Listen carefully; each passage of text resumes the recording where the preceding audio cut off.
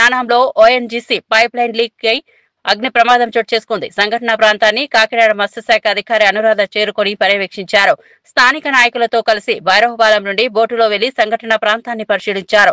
అక్కడ ప్రమాదం జరిగిన పరిస్థితిని పరిశీలించి నీటిలో కలుషితమైన ఆయిల్ తేటను, గోదావరి నది జలాలను శాంపుల్స్ కు సేకరించారు. जीएसपीसी है, दोनों कंपनी में मिलके इधर चेकिंग करने के लिए आ गया। सब लोग इधर नाइट्रोजन आ रहा है हमारा। हाँ, एलईएल दिखा ना, वो मल्टीगैस दिखा ना। इसमें अगर हाइड्रोकार्बन होगा तो वो शो करेगा। जूम करो इसको। Camera zoom in this metre.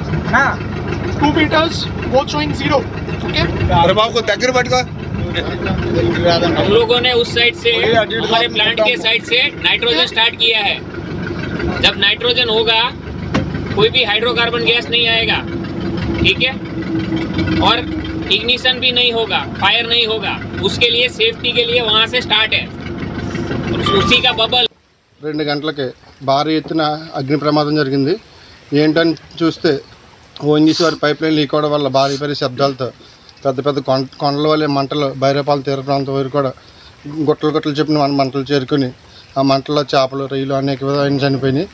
అయినా సరే ఓఎన్జీసీ వారు తర్వాత రోజు ఏమీ పట్టించుకోకుండా తన కార్యకలాపాలన్నీ కూడా యథావిధిగా చేసుకుని అన్నీ కూడా అసలు ఏ విషయంలో ఏమి పట్టించుకోకుండా ఓఎన్జీసీ ఏమీ జరగనట్టుగానే సర్దుమణిగిపోయింది. తెల్లాసరి చూస్తే ప్రజలందరూ కూడా భయభ్రాంతులు గురయ్యి చేప, రొయ్య, పీత చచ్చిపోయి తొట్టలు తేలిపోతే మత్స్య సంపద అంతా కూడా చాలా సర్వనాశనం అయిపోయింది. ఇక్కడ మ్యాంగ్రోవ్ ఫారెస్ట్ ఉంది. మ్యాంగ్రోవ్ ఫారెస్ట్ చాలా విలువైన ఇది మత్స్య తీర ప్రాంత ప్రజలందరూ కూడా.